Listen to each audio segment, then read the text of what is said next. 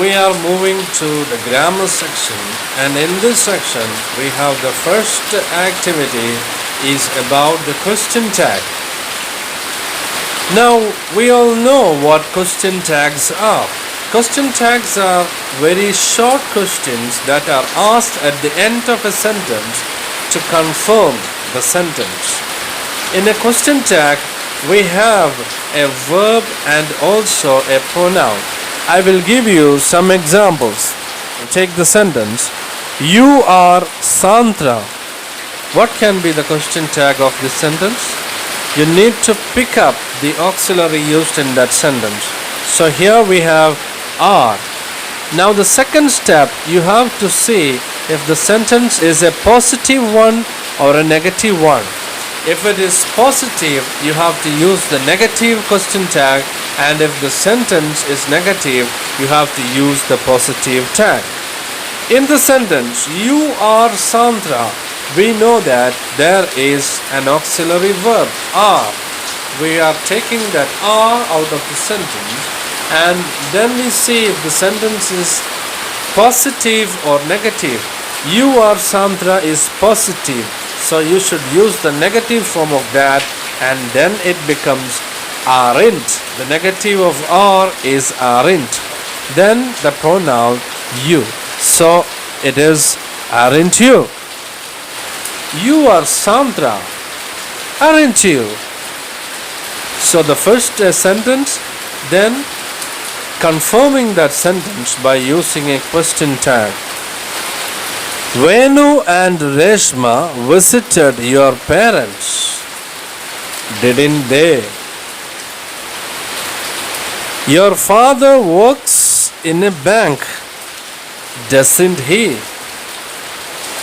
Your mother is a housewife, isn't she? Shyam and Sayanth have completed their work, haven't they? Your hobby is reading, isn't it? You wake up at 6 o'clock, don't you? You have been studying for 2 hours, haven't you? You studied at Thiruvananthapuram before coming here, didn't you? Please open the door, won't you? So for the last one, there are some exceptions for the rules of this question tag. When you are writing the tag for any sentence starting with letters, the question tag is shall we. And any sentences starting with please, we will use the question tag will you. Remember that. Now we will go to the next activity, activity number 2. While speaking to the Archduke, Tile uses highly respectful language. How would this be said in day-to-day conversation? Match the following. So in this activity, you have 2 columns. In the first column, you will see what the type of language used by Tile, which is very highly respectful language. The same respectful language can be translated into day-to-day language. For example, may your highness pardon me for my rashness in thinking that one of my paintings will please your highness. This is a very respectful language. In day-to-day life, we won't use this type of sentence. Instead, simply we can say like this. Please pardon me for thinking that one of my paintings will please you. That's less formal and day-to-day language. Now can you change the following comments by the characters in the story into day-to-day language? Can you convert this language into day-to-day language? I have painted it specially so that I might lay it at your noble feet. I have painted it specially for you. I have dared to hope that this picture will please you. I hope that this picture will please you. Perhaps your highness might wish to offer me the chair of your court painter who died recently. I wish you will make me the court painter. Your highness, may it please you to remember me and my donkey. Sir, please remember me and my donkey. I have been feeding myself with dreams of good food and drink at your royal table. I have been dreaming of dining with you. My lord, you are the most generous of masters. Sir, you are very generous. So one is highly respectful formal language and the other one is informal and more related to day-to-day speech. Now we will go to the next activity, activity number 3. The following is a write-up by an English standard student. Some words are missing. Select the missing words from the box. In this activity, we have to select some words from the bracket and write it in the blanks.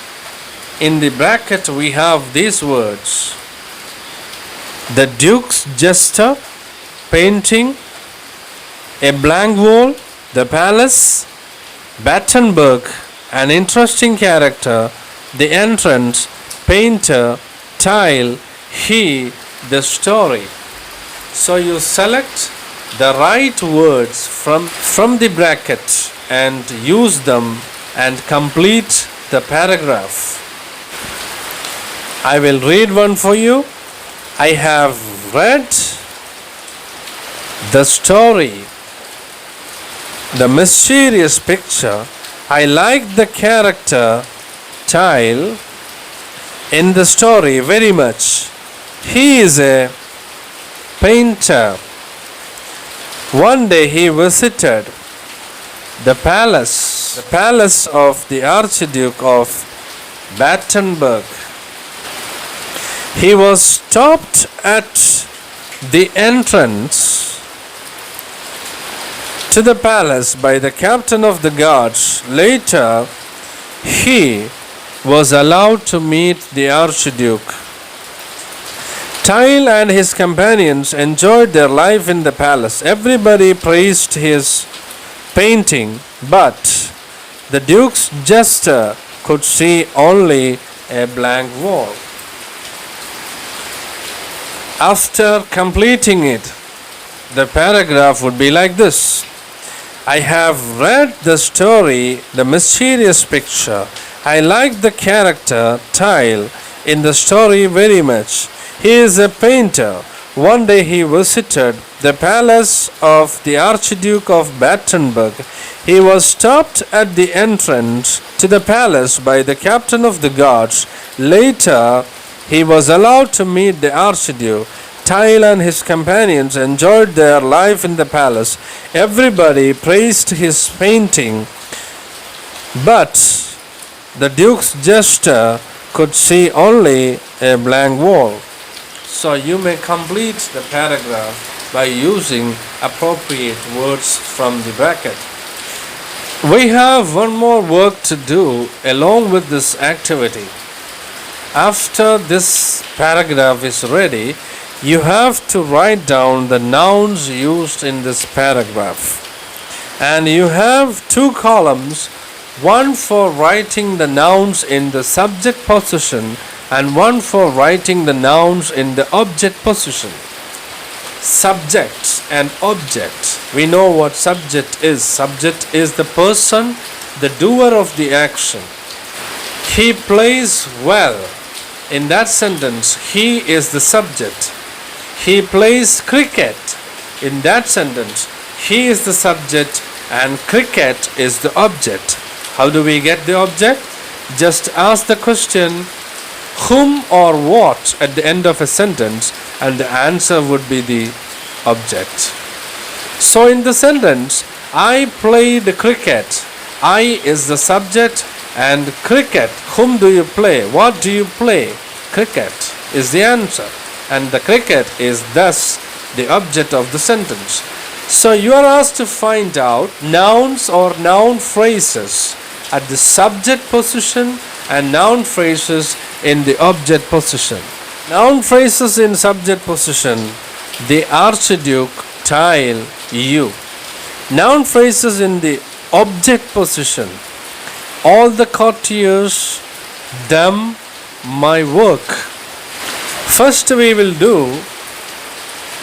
activities.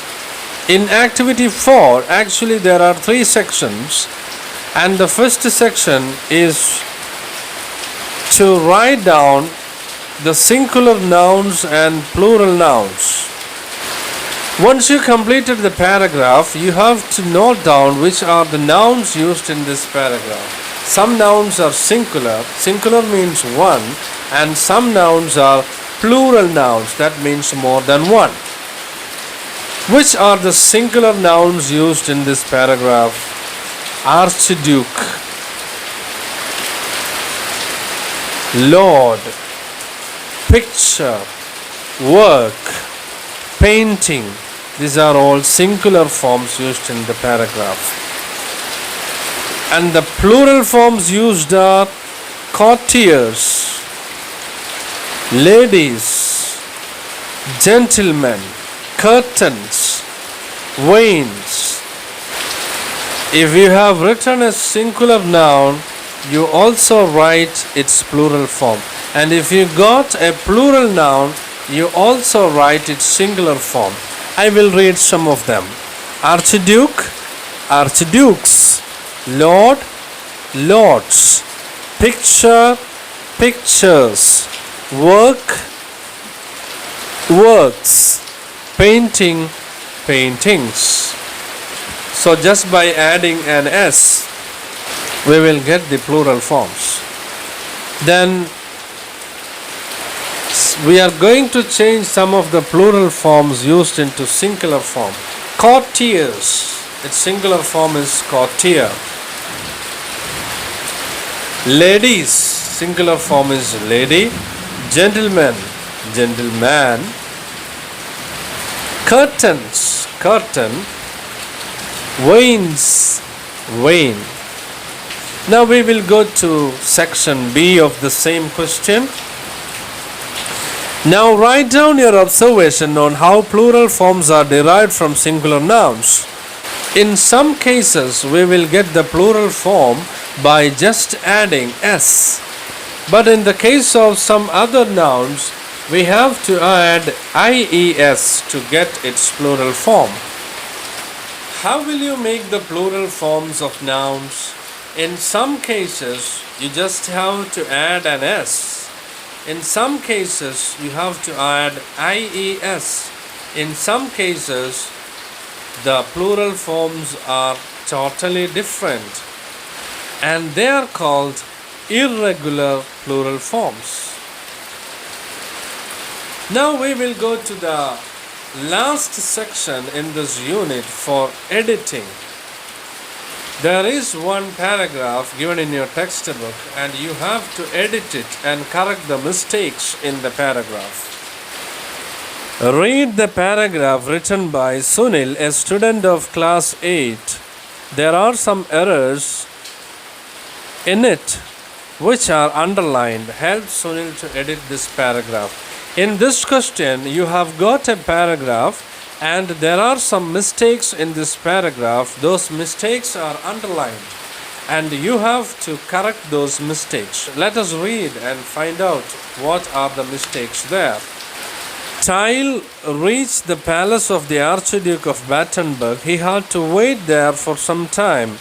The captain of the guards was playing chess with his friends. He stopped Tile on the gate and asked why he came over there. Tile showed the captain a picture he had drawn and asked to let him into the palace. Now, what are the mistakes in this paragraph? Let's do the first one. A. Reach. Do you think the word reach is correct in this sentence? When you read the remaining parts of the paragraph, you can see that the whole paragraph is written in the past form. So you need to use the past form of reach. So it is reached. What is the second mistake? Of course, we know that at the end of every sentence, we have to put a full stop. And after the full stop, there begins a new sentence, and the first letter of every sentence should be in capital letters. So here, in the captain of the guards, the T should be capital letter. And what is the mistake? Number C. It's a spelling mistake.